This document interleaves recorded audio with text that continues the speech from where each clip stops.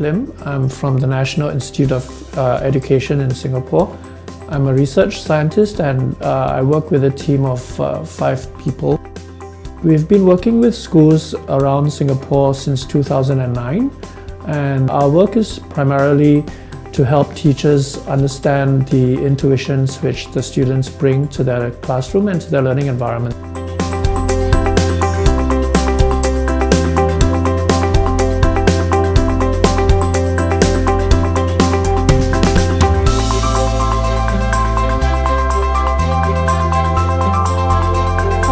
Really bringing ICT into the classroom, bringing learning to another dimension.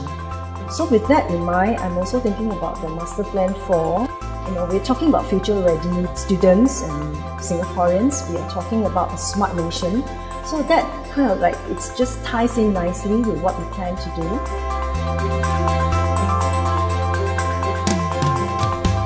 As they go about the process of going around to explore, in the process of building up their design, they sort of discover that certain things don't happen what they thought, and this is discovered by them.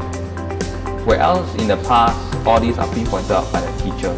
So in the whole philosophy behind the 6 learning framework, it's called the design intuition. So they discover it and learn it through themselves, and they will hold this information better. If you draw 2D, it's a lot harder to see because if you're bad at drawing like me, it takes a lot of time, but in 3D you just create it, just change the shape a bit and then move around and see the sides.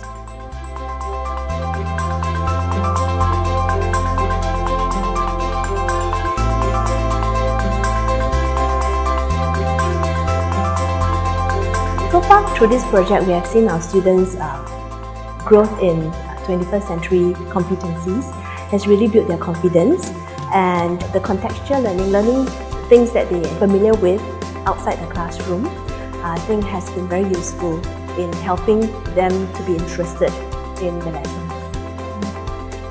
It's a joy to see them applying what they learn, putting into context whatever they learn in art into some other subjects. This technology is very relevant to our lives because it can be applied to our other subjects such as geography. Other subjects require drawing. For example, in our school, we have geography students have to do a geography investigation project every single year, and this requires the need of field sketches that helps us in our research and our reports and presentations.